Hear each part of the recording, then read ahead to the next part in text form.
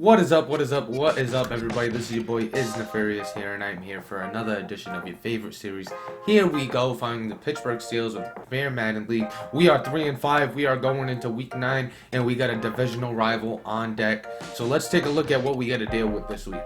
Alright, so here we are. Week 9, we are taking on the Baltimore Ravens. They are 4-3. They are in first place in the AFC North. We are 3-5. When we are 4-5, they are 4-4. And we got the bye week next week. We'll take a look to see how their schedule is looking. We'll also take a look at the Browns and the Bengals because we're all pretty much in the mix right now. The Bengals are 3-5, Steelers 3-5, Browns are 3-6. They actually lost this week. And then the Ravens are 4-3. So everybody's in the mix. We'll see how it plays out. But this week we got the Ravens. Now let's take a look at the Ravens and see if there's anything new with their team. We just played them a couple weeks ago, so probably not. But let's take a look. There might be some injuries. There might be something going down. Alright, so here we are with the Baltimore Ravens. The big news coming out of Baltimore. Lamar Jackson is signed for the rest of the cycle. So he's wrapped up. They won't lose him. He'll be the quarterback for the rest of the cycle, which you expect. But he does want a lot of money. So I wonder what it's going to do to his cap situation. As you can see, you know, he's rocking with Marquise Brown, Rashad Bateman. Nobody looks injured right now. Everybody looks to be healthy. Still got Mark Andrews, Nick Boyle. The offensive line looks healthy. Doesn't look like he's missing anybody. Solid offensive line. Used to be better. It's definitely not as good as it once was, but still a solid offensive line. Defensive line, we were able to run the ball last time, if you remember when we played him. He's got the same defensive line. I don't know how much they've upgraded since then, but I expect him to have a different type of game plan when it comes to playing us, because last time we ran all over him and he wasn't really making the best calls against us. He's still got two really good corners. He's traded nobody. He's still got Marcus Peters and Marlon Humphrey, two lockdown guys, so we're not going to test him too much. Josh Jackson as well was added. The defensive backfield, Westry's nice. He's just got a lot of speed, but he's not really, the highest overall. It's more of a user. If he's in coverage as an AI or as a computer player, I think we could take advantage of him. But as a user, 94 speed, he definitely could do some damage with him. Then he's got Chuck Clark. Chuck Clark had the fumble for a touchdown last time, if you remember. But, it's the same Baltimore Ravens team, nothing different. Let's take a look at our Steelers and let's see if there's any new storylines that we have to talk about. Alright, so here we are with the Steelers. First things first, JT Daniels had a really rough week last week. 5 interceptions, 2 touchdowns against a really solid defense. We couldn't run the ball. It really exposed how bad JT Daniels is as a rookie. Doesn't really have the best accuracy. Hopefully we can develop him a little more and it'll be better as we move forward, but definitely not the best game. He will be the starter for now. Jared Goff, could definitely take it back over if he continues to play like this, but I don't think we're going to write it off as a one-off game and move forward with JT Daniels. Najee Harris, as you know, we definitely want to get Sewell involved a little bit because he's averaging like 5 yards a carry. He's a big back, could break a lot of tackles. Sam Laporte was supposed to be our lead blocker. I would say it wasn't the best, the best showing from him. Maybe we move on from him, but we're going to leave him there for now until we decide or figure out how we want to move forward with this fullback position. But Sam Laporte definitely didn't do exactly what we needed last week. Let's put Gronk there. You know what? We're gonna do that. We're gonna move Fortson there. We're gonna move Laporte to the second tight end. And do we put Gronk there, or could we put Fairmuth there? He's got a little more speed. We could put Sewell there, 6'3", 240, but I don't think he has a good lead block. You know what? I'll give it a second, and maybe we'll make a decision. But I definitely want to change this. So after giving it some thought, we're going to actually leave it the way it is. Sam Laporte is the best option we have there. So we're going to leave that the way it is, rock with him and see how it goes. Wide receiver, Amari Cooper had a really good game. So did Chase Claypool. George Pickens got involved a little bit. Like him to get more involved. Maybe we'll give Gary Jennings some throws this game. Get him involved a little bit.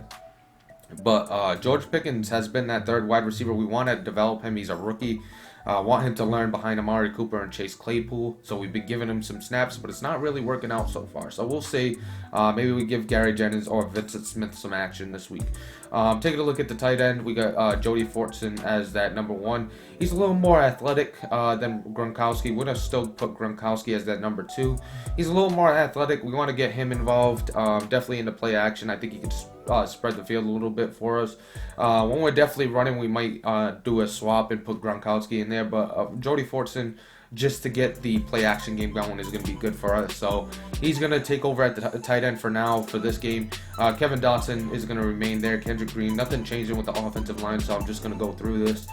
I definitely need some better holes than we had last week. We definitely didn't open up any holes for Najee Harris. Stephon Tuitt is still here. We passed the trade deadline. He was trade bait. We really didn't like any moves, so we're going to actually keep Stephon Tuitt. And right end, you're wondering where Cameron Hayward is. Well, Cameron Hayward is injured. He is going to be out for us for 4 weeks or 5 weeks at this time.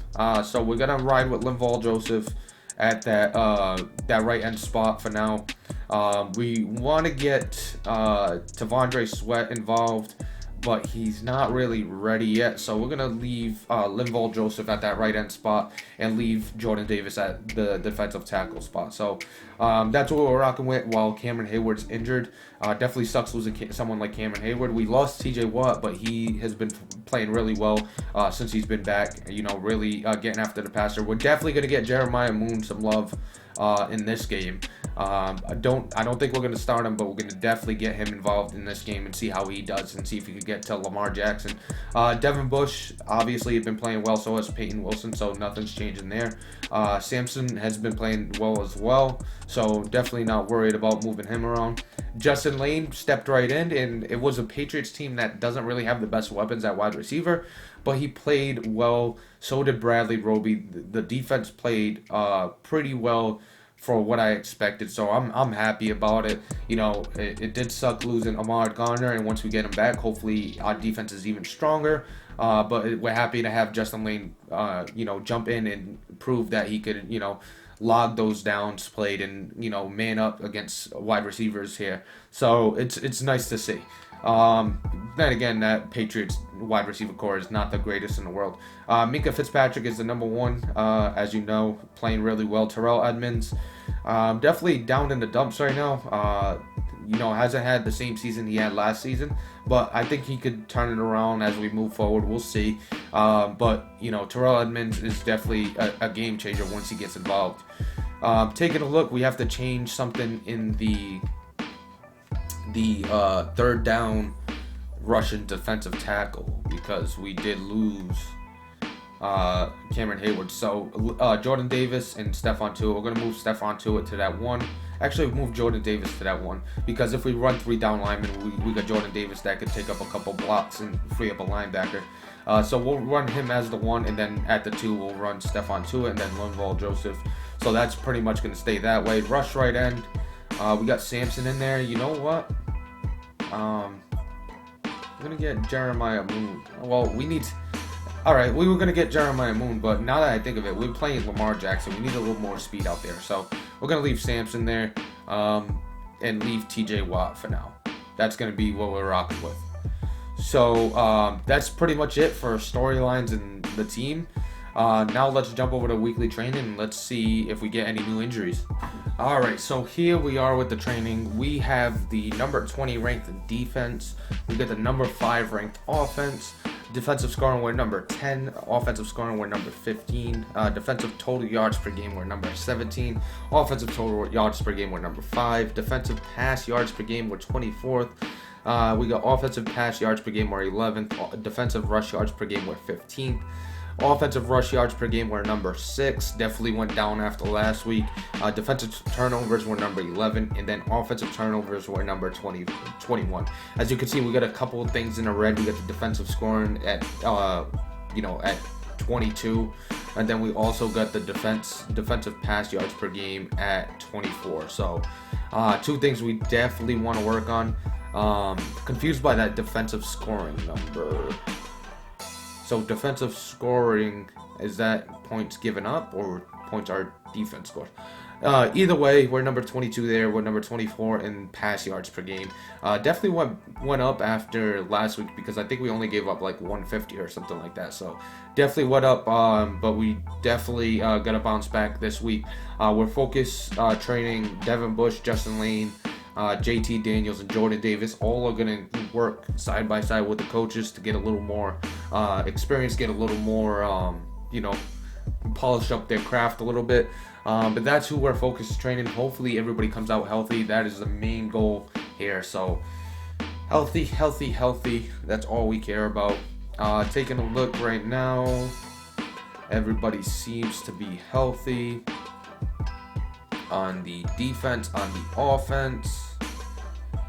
All right, good. Everybody's healthy. We haven't had a practice injury, knock on wood, yet, so we're pretty good with the practice injuries. I'm surprised by that. We also want to take a look at the standings for the AFC North, and we want to take a look at the schedule. We'll jump into the Ravens schedule just to take a look at what they have to deal with, and then we'll jump into the other teams as well. So I decided we're just going to do the Ravens. We're not going to jump into any other team. We'll do that next week.